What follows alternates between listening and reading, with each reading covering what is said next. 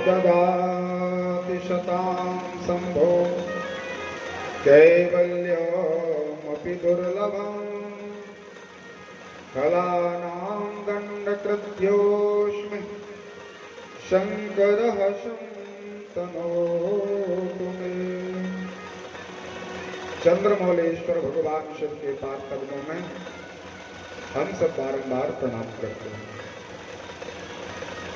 महात्मा श्री शनकादिक ऋषियों ने जो व्यास जी के लिए कथा सुनाई है, श्री सूत जी ने शौनकादिक महात्माओं को कथा सुनाई, ब्रह्मा जी नारद जी को कथा सुना रहे हैं, और यही प्रसंग नंदिकेश्वर महात्मा सनकादियों को कथा सुनाते हैं।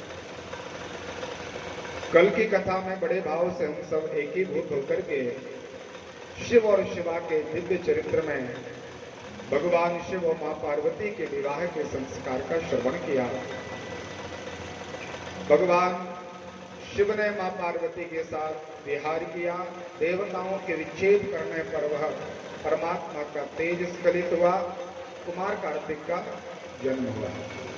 महात्मा कार्तिक ने जो बड़ा भारी तारकासुर नाम का दैत्य असुर बढ़ गया था, सैन्य शक्ति को तैयार किया और देवताओं को इकट्ठा करके तारकासुर का उन्होंने वध किया। देवता विजय प्राप्त किए, सबको अपना अपना स्थान प्राप्त हुआ। इस कथा का श्रवण करने से लिखा है हमारे जीवन के सभी प्रकार के कुकर्म पाप राशि ध्वस्त हो जाती है, समाप्त हो जाती है। अब भगवान श्री सूत जी कहते हैं, तारकारेरिति श्रुत्वा व्रतमद्भुतमुत्तमम् नारदासो प्रसन्नोतोपप्रक्ष प्रतयो विधिम्। महात्मा सूत जी ने कहा शौनकादिक ऋषियों से। इसके बाद नारद जी ने ब्रह्मा जी से क्या पूछा, वो चर्चा सुनाई। ब्रह्मा जी से महात्मा नारद जी ने कहा कि भगवान, आपने मुझे शिव और शिवा का प्रथम पुत्र कार्तिक जी के जन्म का दृष्टांत वर्णन किया, और भगवान गणेश जी अग्र पूजन के अधिकारी हैं। कोई भी अनुष्ठान पूजन आदि किया जाए तो सबसे पहले भगवान गणपति का स्मरण किया जाता है।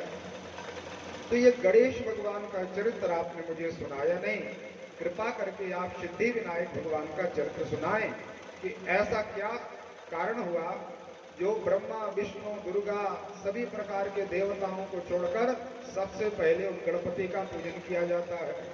ये प्रश्न किया।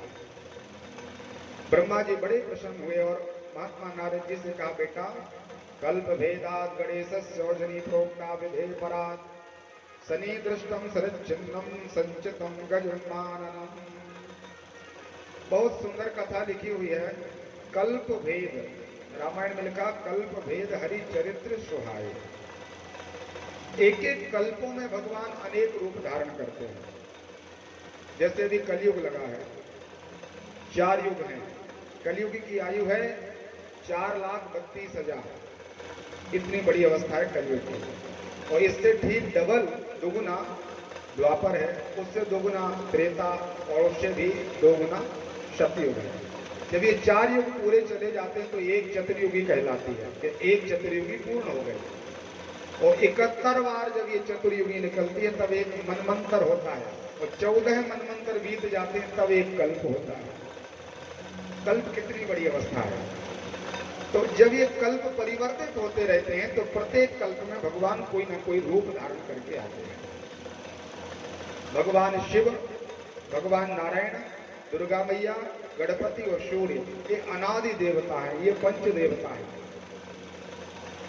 शिव महापुराण में लिखा है कि हमें इन 5 देवताओं का ही भाव से इष्ट बना करके आराधना करनी चाहिए। सब लोगों का एक एक इष्ट होता है, आप लोगों ने इष्ट बनाए होंगे। 5 में से ही चुनना चाहिए, शिव पुराण में लिखा है। या तो गणपति को इष्ट बना लो, या दुर्गा मैया को बना लो, या भगवान नारायण को इष्ट बनाओ। तो नारायण में राम कृष्ण हरि ये सब हैं।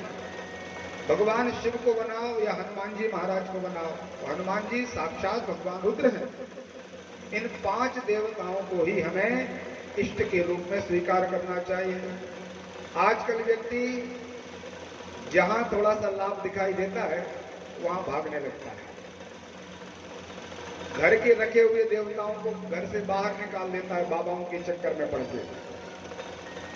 एक बाबा जी हुए, आप लोग नाम जानते होंगे, घर के महादेव जी सब मंदिरों में भटक रहे थे महाराज, और फिर दूसरे बाबा जी आए तो उन्होंने घर घर शिव जी का पूजन प्रारंभ करा दिया। हमें अपनी बुद्धि विवेक का आश्रय लेना चाहिए।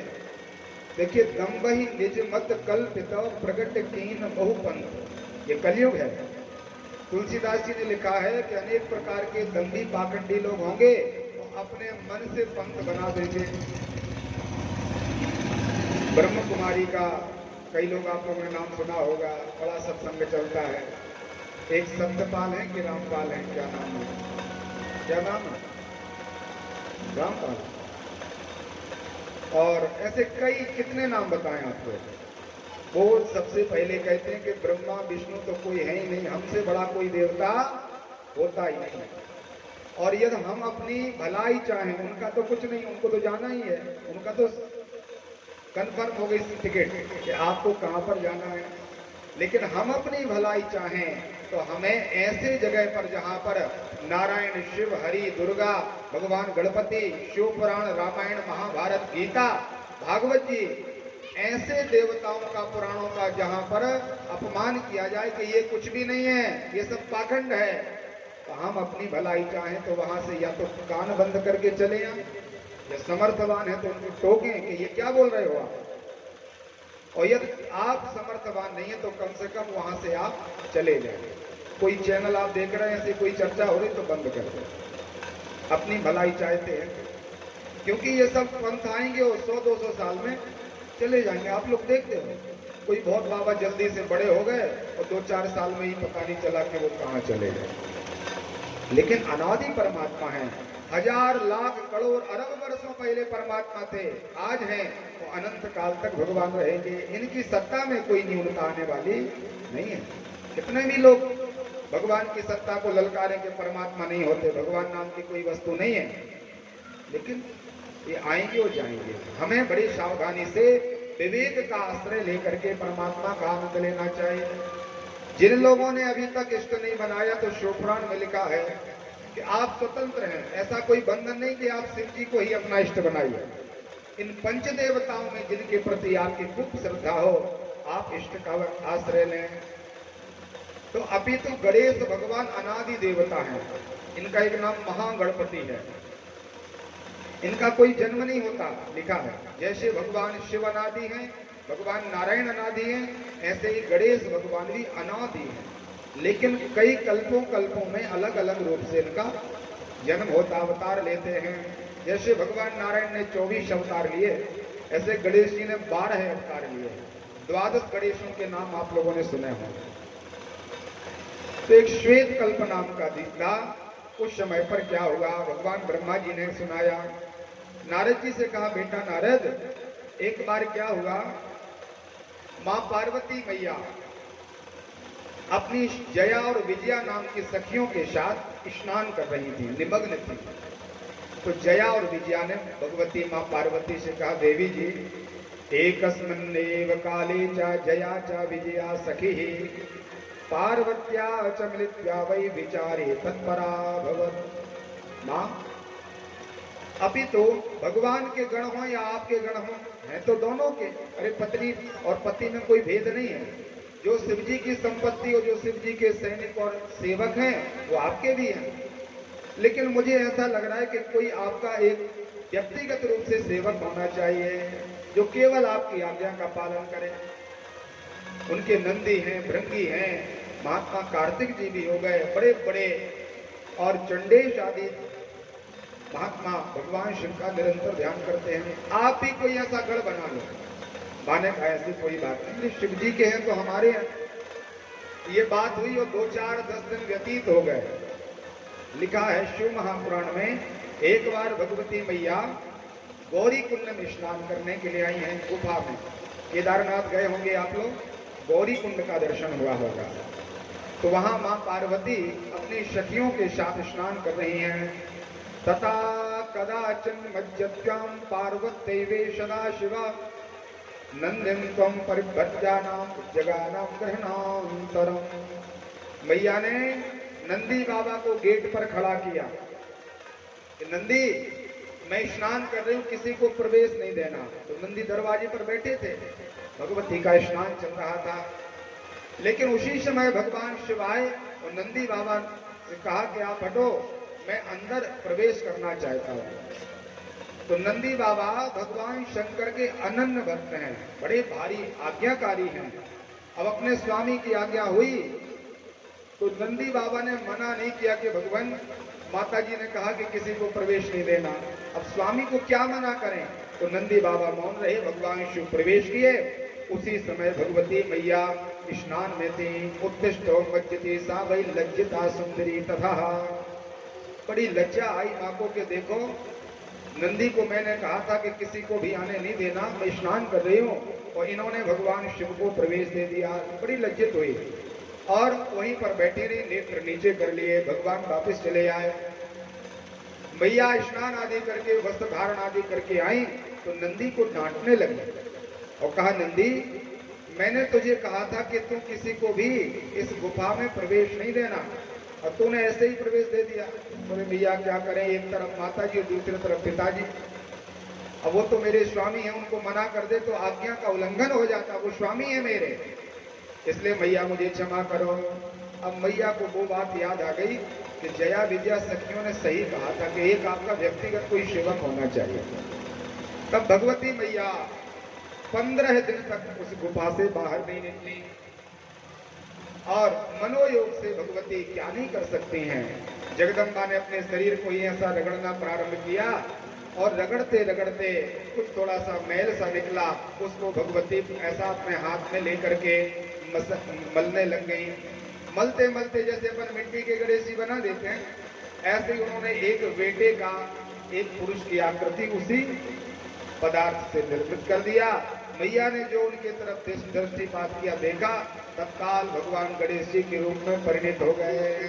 बोलिए गजानन भगवान की जय हो, श्री सिद्धि विनायक भगवान की जय हो। देखते ही देखते भगवती की कृपा से वो बहुत बड़ी अवस्था को प्राप्त हो गए। माँ ने एक मुदगर दिया गणपति को और कहा कि तुम मेरे दरवाजे पर बैठ जाओ, मैं स्नान कर रही हूँ, क्रीड़ा कर रही हूँ, मेरे आज्ञा के बिना किसी को प्रवेश नहीं देना, कोई अंदर ना आ पाए। गणेश जी ने कहा, भैया जो आपका आदेश, और डटे रहे महाराज। मुदगर हाथ में है। बहुत लंबा सा समय हो गया, बाबा विश्वनाथ जी को लगा तो देखिए ये माँ पार्वती क्या रूठ गई है हमसे, जो बहुत लंबे समय के बाद भी गुफा से बाहर नहीं आई, कारण क्या है। तो भगवान शिव स्वयं उनको मिलने के लिए पहुंचे। परमात्मा ने देखा कि छोटा सा बालक हाथ में मुदगर लेकर के बैठा है। तो भगवान ने कहा, बेटा तुम कौन हो और आपके माता पिता का नाम क्या है। हे तात सुनो मद वाक्यम द्वारपालो भवत्वमे मत्पुत्रम मदोत्तम नान्यताम कष्ट दोष में। मैंने अभी तक तुझे देखा नहीं, कौन हो तुम। वो गणपति भगवान कहने लगे कि भगवान, मुझे आपका तो ज्ञान नहीं कि आप कौन हो, लेकिन मैं पार्वती का बेटा हूँ। ताड़ितस्ते नितस्ते हे गणेशे महेश्वरा, मैं उमा का बेटा हूँ। भगवान शिव ने कहा, अरे मैं पार्वती का पति हूँ और मुझे पता नहीं कि मेरा कोई बेटा है और तुम कहता झूठ बोलता है। बोले महाराज कोई झूठ नहीं बोलता, मैं बिल्कुल सत्य बोल रहा हूँ, मैं माँ पार्वती का ही बेटा हूँ। तो कहा ठीक है, एक तरफ हो जाओ, मुझे प्रवेश दो। रे रे द्वापर कस्तम तुम स्थापित कुतः नैवास्मन् गणेशेव कथम जीवितमिच्छते। बेटा यदि जीवन चाहते हो तो आप एक तरफ हट जाओ, मुझे पार्वती का दर्शन करना है। गणेश जी ने कहा, महाराज कुछ भी हो जाए, जगदम्बा का, मां पार्वती का यदि हमें आदेश प्राप्त नहीं होगा तो हम आपको प्रवेश नहीं दे सकते। बड़े बड़े रुद्रगण इकट्ठे हुए शिव जी की आज्ञा से। महात्मा नंदी, भृंगी, वीरभद्र, अनेक प्रकार के शिवगण आए तो सबसे युद्ध प्रारंभ हुआ। नंदी बाबा ने गणेश बाबा के साथ युद्ध किया वो लिखा हजारों वर्षों तक युद्ध किया लेकिन गणेश जी को हरा नहीं पाते। वीरभद्र, हम सब ने दक्ष यज्ञ की कथा सुनी थी जिसमें वीरभद्र का प्रताप देखिए कैसा था, कोई सामना नहीं कर पा रहा था, लेकिन उन वीरभद्र का प्रताप भी गणेश जी के सामने शून्य हो गया, कोई भी प्रभावशाली नहीं था।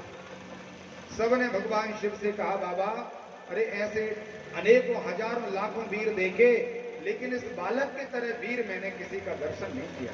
है तो नवजात छोटा सा बेटा है लेकिन इसके आगे कोई टिक नहीं पा रहा है। भगवान शिव को स्वयं जाना पड़ा। विचार करिए, विश्वनाथ जी भगवान शिव पहुंचे, महात्मा नारद आदि देवताओं ने उनका स्तवन किया। देव देव महादेव शुणु मद वचनम विभो त्वमेव सर्वगा स्वामी नाना लीला विशारदा। हे नाना प्रकार की लीला करने वाले भोले बाबा, आप ही कृपा करो। सभी प्रकार के देवता उस बालक से परास्त हो गए। देवताओं का इतना अपमान हुआ है कि संसार में सब कहने लग गए कि देवताओं के पास कोई वैभव नहीं, कोई बल पराक्रम नहीं, एक छोटे से बालक से सब परास्त हो गए, हार गए सब। भगवान नारायण भी आए, ब्रह्मा जी आए, इंद्र आए, इंद्र के अपने परिकर आए। भगवान शिव ने विचार किया कि हमें चलना चाहिए। भोले बाबा तैयार हुए, नंदी पर भगवान शिव बैठे और शिव जी और गणेश जी दोनों का विशाल युद्ध प्रारंभ हो गया। यहां से भोले बाबा अस्त्र शस्त्र बरसाते हैं, उस तरफ से छोटे से गणेश भगवान शिव जी को अस्त्र वस्त्र चलाने लगे। अब बाबा को लगा कि देखिए ये तो कौतुक सा हो रहा है, सब लोग विचार करेंगे कि शिव जी के साथ एक छोटा सा बालक टिका है, इसलिए भोले बाबा ने त्रिशूल उठाया। एतान्तर्माद्यश्यो शूलपाणिस्ततोत्तरे आगत्य च त्रिशूलेन तच्छिरो निष्कृतं तथा। भोले बाबा ने जो पिनाक त्रिशूल उठाया और त्रिशूल को जब गणेश जी तरफ फेंका तो त्रिशूल कभी वापस नहीं आता सिर को उच्छेद किए बिना। तत्काल बाबा का त्रिशूल स्पर्श हुआ, गणेश भगवान का सिर एक तरफ डला और उनका धड़ एक तरफ डला। भगवान शिव प्रवेश के अंदर देखा तो भगवती वहां पर क्रोधाग्नि में है, निराश होकर के बैठी हैं। मैया ने कहा कि आप अंदर कैसे चले आए, बालक ने रोका नहीं क्या। भगवान शिव ने कहा कि हजारों साल से युद्ध हो रहा है हम लोगों का और सभी देवता परास्त हो गए। कितना दुष्ट दुराचारी बालक था, मैंने तो उसका शिरोच्छेद कर दिया, सिर काट डाला है। मैया ने जब सुना कि मेरे गणपति का, गणेश का भगवान शिव ने सिर काट दिया तो बड़ा भारी क्रोध प्रकट किया। जगदम्बा ने विचार किया कि अब तो युद्ध हो ही जाए, ये देवता बड़े स्वार्थी हैं, इन्होंने छल करके एक तो भगवान शिव का तेज धारण किया तो वो बालक मैं गर्भ में धारण नहीं कर पाई, और दूसरा बालक मैंने जन्म दिया तो देवताओं के द्वारा शिव जी ने उसको मार दिया, वध कर दिया। मैं बालक का सुख नहीं प्राप्त कर पाती, इसलिए भगवती ने बड़ा भारी क्रोध किया और अपनी सभी प्रकार की सेना को इकट्ठा किया। एक तरफ देवताओं की सेना और दूसरी तरफ जगदम्बा की सेना। शिव पुराण में लिखा है, कराली कुब्जा कंजा लंग शीर्षा अनेकसा हस्ते धृत्वा देवांशो मुखे चैवांश चित्तदा इत्यं दुःखिता सा शक्ति सब सहस्रसा निर्ममे तत्क्षणं कृत्वा सर्वलोक महेश्वरी। भगवती ने अनेक प्रकार की दुर्गाओं को, जगदम्बाओं का आवाहन किया और हजारों के रूप में कृत्याएं योगिनियां प्रकट हो गई। कुब्जा आदि, लंब शीर्षा आदि जो शक्तियां थी, 64 योगिनियां अनेक प्रकार से नृत्य करना प्रारंभ किया। मैया के चरणों में प्रणाम किया, मां से कहा मां आदेश करो हमें क्या करना है। तो मां पार्वती ने कहा कि गुफा के बाहर दरवाजे पर अनेक प्रकार के देवता खड़े हैं, मेरा बेटा मरा हुआ डला है, तो जो भी तुम लोगों के साथ युद्ध करे तो उनको पकड़ पकड़ के खाते जाना। मां का आदेश हुआ। सभी प्रकार की कृत्याएं योगिनियां नृत्य करते हुए पहुंची और जो दरवाजे पर देखा कि बड़े बड़े देवता हैं, तो शिव पुराण में लिखा है कि ऐसा कृत्याएं ऐसा देवताओं को पकड़ती थी और अपने उदर में धारण कर लेती थी। सभी प्रकार के देवताओं की सेना समाप्त होने लग गई। भगवान शिव की चरण शरण ग्रहण की, भगवान शिव को मनाया, बाबा आप कृपा करो। भगवती ने बड़ा भारी विकराल काली का रूप धारण किया है। देवताओं ने स्तुति की, लेकिन मैया तो बिल्कुल प्रसन्न नहीं है। भगवान नारायण आए, ब्रह्मा जी ने स्तुति गाई, लेकिन मैया का क्रोध शांत नहीं हुआ। मानो संसार का भक्षण कर लेंगी मां, इस संसार में कोई बचेगा नहीं। इतना क्रोध आया है बेटे के मरने के कारण। तो समस्त देवताओं ने भगवान शिव से कहा, भगवान अरे आपकी तो वो पत्नी है, आप यदि कृपा करोगे तो निश्चित रूप से जगदम्बा का वो क्रोध शांत हो जाएगा।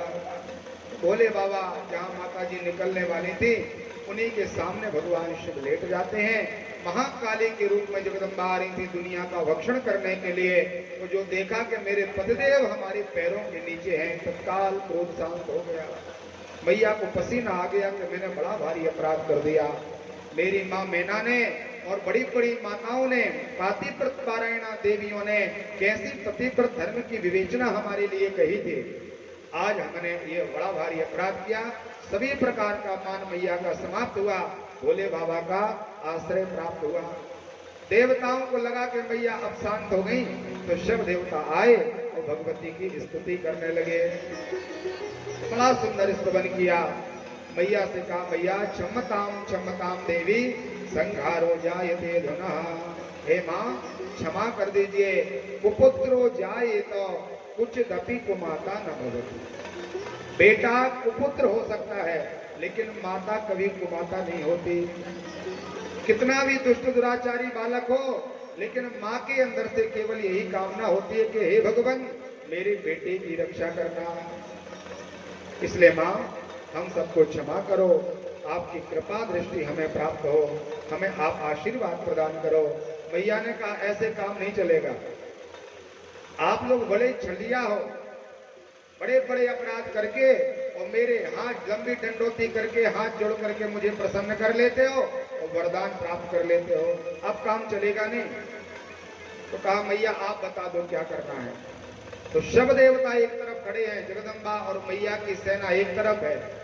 माँ ने कहा कि देखो अभी तक तो जो जैसा था सबका अपना अपना मान भाव चलता था, लेकिन आज मैं तब सब देवताओं को प्रसन्न करूंगी, निर्भय करूंगी, जब मेरा बेटा जीवित हो जाएगा, जिंदा हो जाएगा, तो निश्चित रूप से हम सबको क्षमा करेंगे।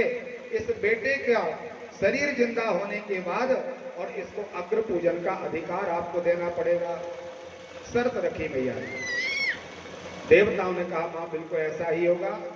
बड़ा ही सुंदर मंत्रणा और आश्रय देवताओं ने भगवान शिव का लिया। बाबा से कहा, प्रभु आपने दूसरे कल्प में अपने ससुर बाबा को जिंदा कर दिया था दक्ष के लिए, और एक बकरे का सिर लगा करके आपने उनको अभय दान प्रदान किया, यज्ञ पूर्णाहुति को प्राप्त हो गया।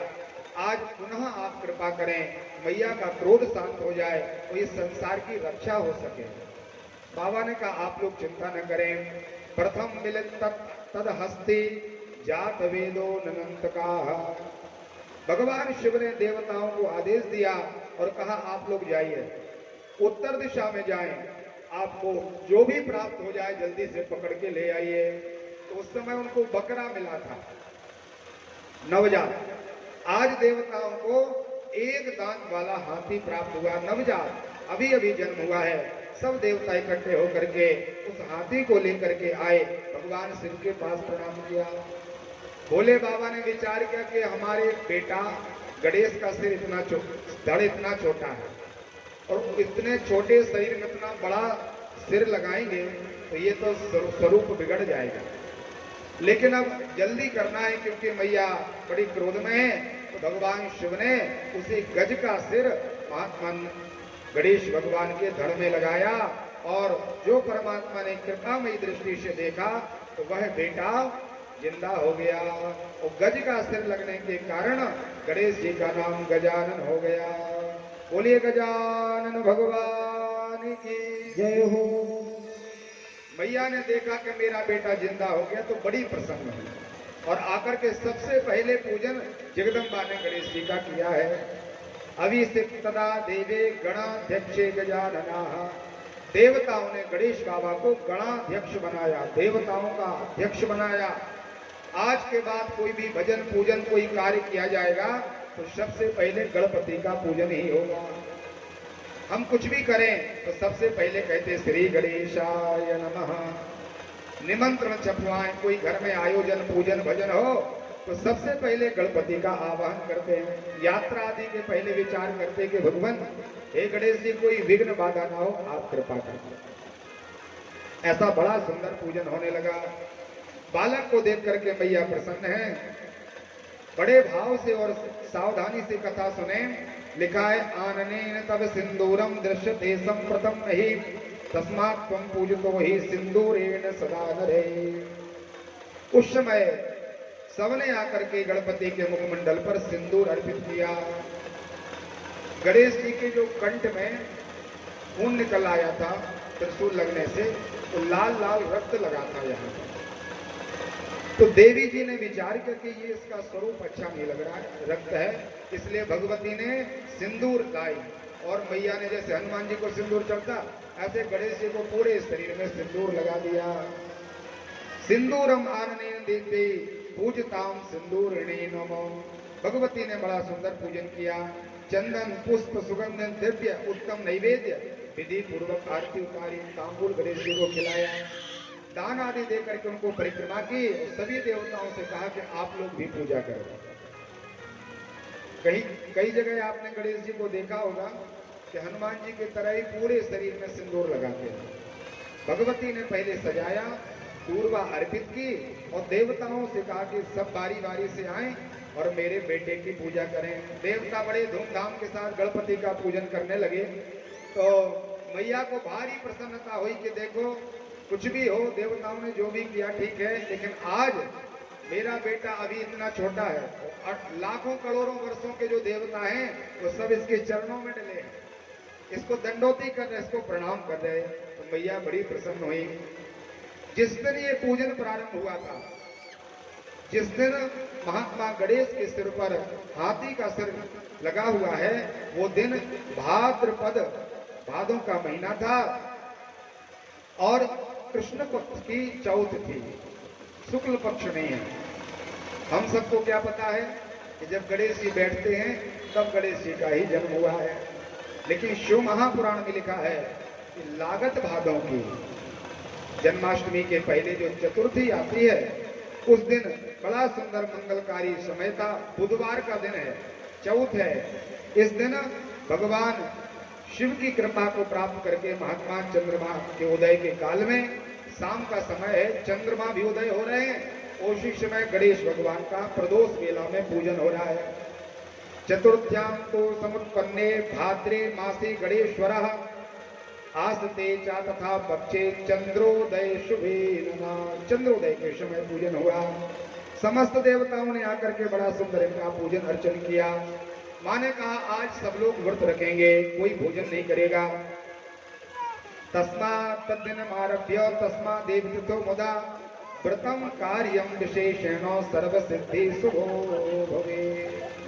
शिव महापुराण में लिखा है कि जो व्यक्ति, देखिए सावधानी से सुने, कई माताएं गणेश जी का व्रत करती हैं। शिव पुराण में लिखा है भादों के कृष्ण पक्ष से चतुर्थी के दिन से ही गणपति का व्रत पूजन प्रारंभ करना चाहिए। 1 वर्ष तक व्रत पूजन करें।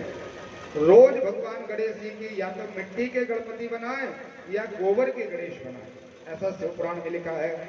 और 12 गणेश हर चतुर्थी को बनाए, छोटे छोटे से 12 गणेश निर्माण करें। दूर्वा भी पूजतम कार्या मुत्पातम तथा विष रात्रेश प्रहरे जाता स्नात्वा संप्रपूज्यते।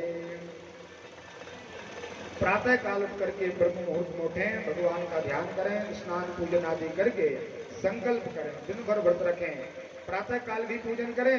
और जब सूर्य अस्त होने लगे तो ऐसे प्रदोष वेला में भगवान गणपति का ध्यान करें। देखिए कौन से गणपति भगवान कितने सिद्धि प्रदान करने वाले हैं। मूर्तिम धातुम मयम कृत्वा प्रबाल संभाम मते तथा श्वेतार्क शंभवाम चापी मार्दिक्यां निर्मिता। चतुर्थी के दिन उपवास करके रात्रि के प्रथम पहर शाम को 6:30 के बाद उपस्थित होने पर स्नान पुनः करें। स्नान करके दूरबा से गणपति भगवान का पूजन करें। धातु के गणेश बनाएं, चांदी के गणेश जी हों, सोने के गणेश जी हों, मणि माणिक रत्नों के गणेश भगवान हों। मूंगा धातु जो होती है रत्न, उस मूंगे से भगवान शिव का निर्माण करें।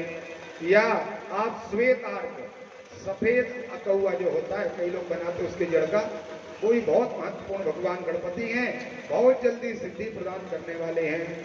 ये सब ना मिले तो लिखा मृतिका या गौमय गाय के गोबर से भगवान गणपति का निर्माण करके षोडशोपचार पूजन करें। गणेश पूजन के लिए जो दूबा है वो लिखा है 3 गांठ से युक्त होकर के 12 अंगुल की होनी चाहिए। 12 अंगुल की दूरबा यदि आप चढ़ाएंगे तो बड़ी भारी सिद्धि की बात लिखी। इन लक्षणों से युक्त उन दूरबाओं को इकट्ठा करें, जल से स्नान कराएं उनको, और फिर 108 दूरबा प्रत्येक चतुर्थी को भगवान गणपति को समर्पित करें। अथवा 108 के भाव में 21 दूरबा चढ़ाएं, धूप दीप नैवेद्य भगवान गणपति को अर्पित करें। 12 ब्राह्मण तथा भोजा नीया नाम गया कुंभ में कम च संस्थाप्य पूजा मूर्ति दीनका। 1 वर्ष तक जब आपकी ये सेवा पूरी हो जाए तो पुनः जब भादों का महीना कृष्ण पक्ष आए तो उस समय अपने व्रत का उद्यापन करें, लिखा है। उद्यापन में 12 ब्राह्मणों को बुलाएं, उनको भोजन के लिए निमंत्रण करें। 12 घड़े करवा मिट्टी के लाएं, उनमें गणेश का पूजन करके अष्टदल बना करके वेदी पर उनको बिठाल करके ब्राह्मणों के द्वारा लिखा हुआ है 1600 वैदिक मंत्रों से उनका भजन पूजन कराएं। स्त्रियों को चाहिए कि एक छोटे छोटे बटकों का भी, छोटे छोटे ब्राह्मणों का भी उसमें पूजन करें। ब्राह्मण का आदर करके उनको भोजन कराएं। रात्रि में जागरण करें। निशि जागरणम कार्यम पुनः प्रातः प्रपूजयेत, तो रात भर जागरण और जागरण करके प्रातः काल होकर के भगवान गणपति का पुनः पूजन करें। सिंदूरश्च चंदनश्चैव तंडोले केतकीश्चथा उपचारे रैनेकश्च पूजित्यां गणेश्वर। बहुत सुंदर लिखा हुआ है शिव पुराण में। भगवान गणपति की पूजा करके जो सभी प्रकार की कामनाओं की सिद्धि चाहते हैं वो सिंदूर, चंदन, चावल और केतकी का फूल चढ़ाएं।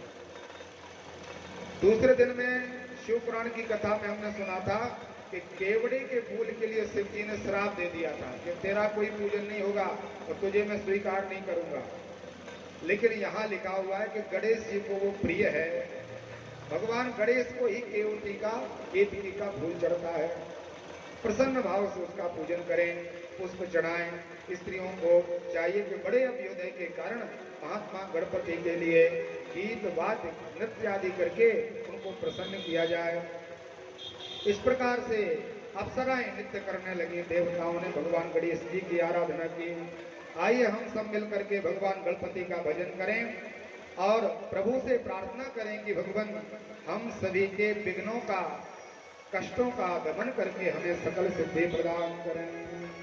ओम हे बुद्धि के दाता, सब वेदों के ज्ञाता, हे बुद्धि के दाता, सब वेदों के ज्ञाता, हो तुम्हें वंदना, तुम्हें वंदना। काली सेवा के साथ गणेश जी की सेवा करें। हे बुद्धि के दाता, सब वेदों के ज्ञाता, हे बुद्धि के दाता, सब वेदों के ज्ञाता, आज तुम्हें वंदना, तुम्हें वंदना।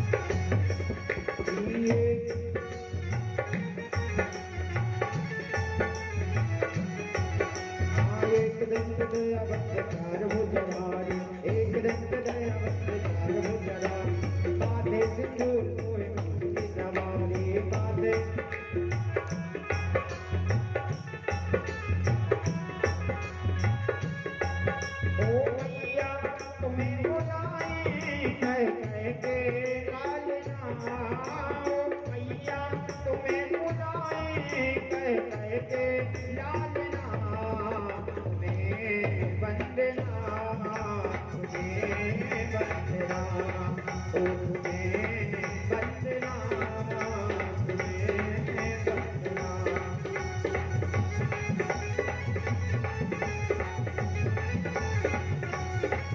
हे बुद्धि के दाता सब वेदों के ज्ञाता हे बुद्धि के दाता सब वेदों के ज्ञाता तुम्हें वंदना तुम्हें वंदना ओ तुम्हें वंदना तुम्हें वंदना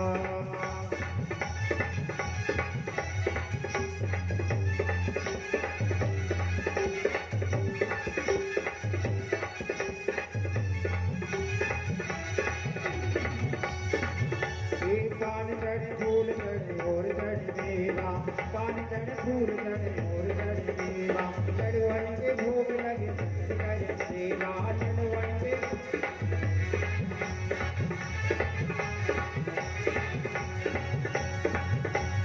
भोले बाबा तुम्हें मनावे भोले बाबा तुम्हें छुड़ावे रेशम के पालना तुम्हें वंदना हे तुम्हें वंदना तुम्हें वंदना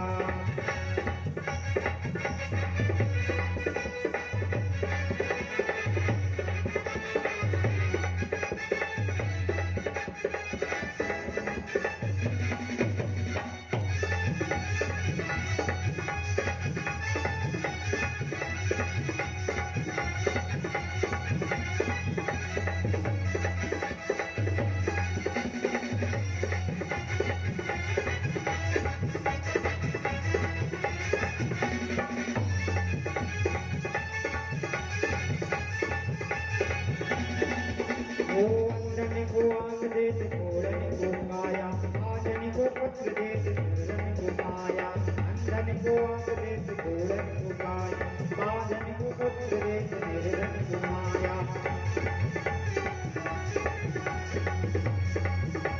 भक्तों की विनती को भक्तों की विनती को गणपति तुम्हें वंदना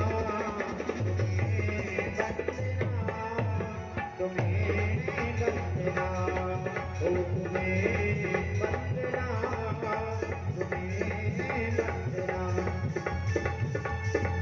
हे बुद्धि के दाता सब वेदों के ज्ञाता हे बुद्धि के दाता सब वेदों के ज्ञाता तुम्हें वंदना तुम्हें वंदना ओ तुम्हें वंदना तुम्हें वंदना तुम्हें वंदना तुम्हें बोल गणपति भगवान की जय लंबोदर भगवान की जय हो श्री सिद्धि विनायक भगवान की जय हो शिव महापुराण की जय हो जय जय श्री राधे श्याम महात्मा गणपति का बड़ा सुंदर पूजन हुआ। मैया का क्रोध शांत हो गया। अब कोई चिंता नहीं। कम से कम इस घटना से सभी देवताओं का मान मर्दन तो हुआ। अब किसी का अग्र पूजन नहीं। बड़े बड़े देवता लाखों करोड़ों अवस्था वर्ष वाले हमारे गणपति बेटे के चरण में डले हैं। बड़ा सुंदर भगवत का पूजन हुआ। शिव जी ने भी खूब आनंद से आशीर्वाद दिया कि हम माता पिता हैं आपके, लेकिन हम भी कोई कार्य करेंगे तो पहले गणेश जी का पूजन होगा। मैया पार्वती को खूब प्रसन्न किया भोले बाबा ने। और भगवान श्री ब्रह्मा जी नारद जी को कहते हैं कि नारद, इदम सुमंगल आख्यानम यास्नोति सुसंशयाः सर्व मंगल संयुक्ता सा भवेन मंगलायनः। जो गणपति के जन्म और युद्ध आदि का जो चरित्र है हमने जो सुना, इसका यदि हम श्रवण करें